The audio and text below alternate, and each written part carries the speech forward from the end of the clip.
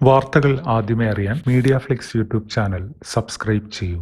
Thiruvananthapuram medical കോളേജിലെ doctor Abhirami ജീവനൊടുക്കിയ സംഭവത്തിൽ ദുരൂഹത ആരോപിച്ച് ബന്ധുക്കൾ.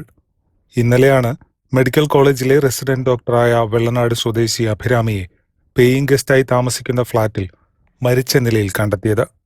MBBSും MDക്കും മെറിറ്റിൽ ഇവിടെ അഡ്മിഷൻ നേടി പഠിച്ച മിടുക്കിയായിരുന്നു അഭിരാമി.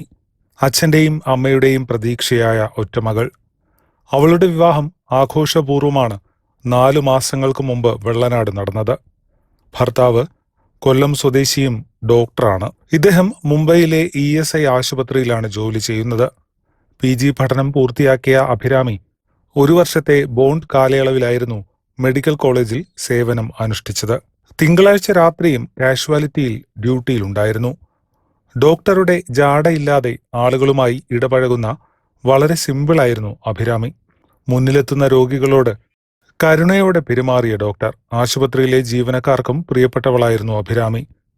ഇന്നലെ ഉച്ചയ്ക്കും ആശുപത്രിയിൽ മുഖത്ത് ചിരിയുമായി നടന്നുപോയ അഭിരാമിയെ കണ്ടവരുണ്ട്. രാത്രിയായപ്പോൾ അവർ അറിഞ്ഞതാകട്ടെ ഡോക്ടറുടെ മരണവും.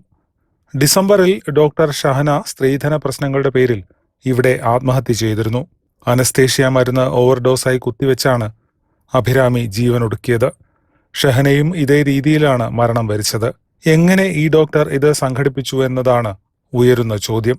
കുറച്ചുകാലം മുമ്പ് കാറിനുള്ളിൽ ഇതേ രീതിയിൽ മറ്റൊരു ഡോക്ടറും തിരുവനന്തപുരത്ത് മരിച്ചിരുന്നു.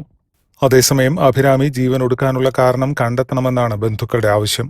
എല്ലാ ദിവസവും വീട്ടിലേക്ക് വിളിക്കുന്ന കുട്ടിയാണ് അഭിരാമി. ഇന്നലെ വിളിച്ചപ്പോഴും പ്രശ്നങ്ങളൊന്നും പറഞ്ഞില്ല. വിവാഹ ജീവിതവും സന്തോഷകരമാണെന്നാണ് വീട്ടുകാരുടെ അറിവ്. മാതാപിതാക്കളുടെ ഏക മകളായ അഭിരാമിക്ക് സാമ്പത്തിക പ്രശ്നങ്ങളുമില്ല.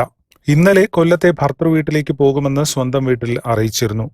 അവസാനമായി മൊബൈലിൽ സംസാരിച്ചതും ഭർത്താവുമായിട്ടാണ്. പിന്നീട് ഭർത്താവ് വൈകിട്ട് വിളിച്ചെങ്കിലും കിട്ടിയിരുന്നില്ല.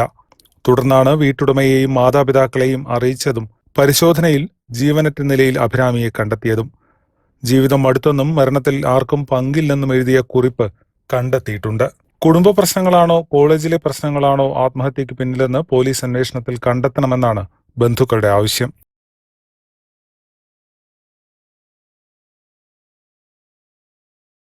കൂടുതൽ വാർത്തകൾക്കായി media Flix YouTube channel subscribe ചെയ്യൂ.